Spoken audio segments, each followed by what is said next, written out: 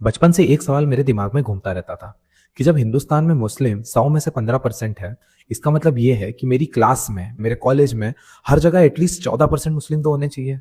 वो मुझे कहीं भी नहीं दिखा। लेकिन अगर मैं किसी पान की दुकान पर सिगरेट पीते हुए लोगों को देखूं, या गवर्नमेंट अस्पताल की लाइन में लगे हुए देखूं, या कहीं पर कर्जा बट रहा हो और वहां पर कर्जा लेते हुए देखूं, तो आपको 100 में से 50 लोग मुस्लिम मिल जाएंगे। अस्सलाम वालेकुम। आज बात करते हैं कि इंडिया के मुस्लिम्स इतने ज्यादा परेशान क्यों हैं। दुनियावी एतबार से स्टॉक मार्केट का एग्जांपल देकर आपको समझाता हूं। तो जब भी हम किसी स्टॉक को खरीदने जाते हैं तो एक चीज होती है जिसको बोला जाता है इंट्रिंसिक वैल्यू। इंट्रिंसिक वैल्यू का मतलब होता है उस पर्टिकुलर कंपनी के स्टॉक की असली कीमत। और देखिए, असली दुनिया में भी यही चीज चलती है। आपकी कीमत होती है अगर आपकी वैल्यू है तो। आज के समय में मुस्लिम्स ने एक रट लगा ली है, सरकार ऐसा कर रही है, सरकार वैसा कर रही है। आप कौन होते हो सरकार के भरोसे बैठने वाले? आपने अपने इंट्रिंसिक वैल्यू खुद गिराई है। आज के टाइम में आपके लिए मोटिवेशन कौन बनता है? वो टिकटॉक पे नाचने वाले या कोई गाली देने वाला कॉमेडियन? आपके बच्चे यही देख रहे हैं और वो यही बनने की कोशिश कर रहे हैं। और इस तरीके के लोगों की इंट्रिंसिक वैल्यू जीरो होती है। दुनिया का सिंपल उसूल है, माइट इज राइट, जिसकी लाठी उसकी भैंस। इजराइल ने फिलिस्तीन में लाखों बच्चे शहीद कर दिए, लेकिन अमेरिका ने फिर भी इजराइल को हथियार भेजे। उसकी वजह जानते हो क्यों?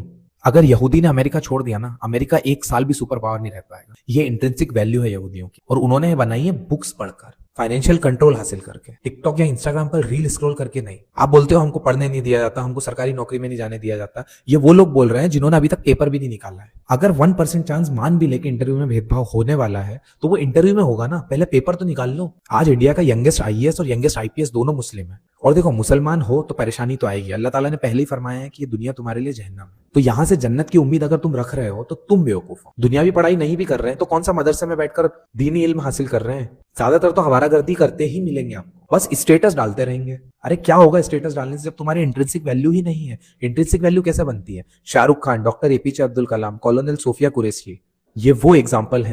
जब एसआरके की मूवी बॉयकॉट हुई थी, उस समय प्रधानमंत्री को आकर बोलना पड़ा था कि इस तरीके की बातें मत करो। डॉक्टर एपीजे अब्दुल कलाम को अगर आज कोई गाली दे दे तो उसको जेल हो जाएगी। कॉलोनल सोफिया कुरैशी के पीछे एक सिटिंग मिनिस्टर के ऊपर प्रोसीडिंग हुई थी, क्योंकि इनकी इंट्रिंसिक वैल्यू है। आप बोलते हो हमारे घर तोड़ दिए, हमारे घर तोड़ दिए। 20-20, 25-25, 30-30 साल थे आपके पास। आपने ईएमआई पे फ्रिज और एसी उठाए हैं, ईएमआई पर मोबाइल उठाए। अगर वही पैसे जमा कर रहे होते ना, आज डबल मंजिल घर बन जाए। और चलो मान लो तोड़ भी दिए। 20 करोड़ मुस्लिम है देश में, 20 करोड़। अगर 10 करोड़ 100 रुपए भी देंगे ना साल के, 1000 करोड़ बनता है। जितने सरकार तोड़ नहीं रही ना, उससे 10 गुना घर बनाया जा सकता। और सिर्फ मुसलमान की क्यों, हुजूर सल्लल्लाहु अलैहि वसल्लम को अल्लाह ताला ने रहमत बनाकर भेजा, सिर्फ मुसलमानों पर नहीं, सब पर। बहुत सारे नॉन मुस्लिम्स के भी घर टूट रहे हैं। आपको तो एक जरिया बनना चाहिए उनके भी घर बनाने के। इन शॉर्ट बोलूं तो आपको लग गई है दुनिया की मोहब्बत। अब अगर आईफोन नहीं होगा, एक कार नहीं होगी, एक बड़ा सा फ्रिज नहीं होगा, काम तो चलने से रहा। देखो, एक लाइन में बोलूं तो अपनी इंट्रिंसिक वैल्यू बढ़ानी पड़ेगी, और इंशाल्लाह कैसे बढ़ाएंगे उस पर मैं और वीडियो लेकर आऊंगा।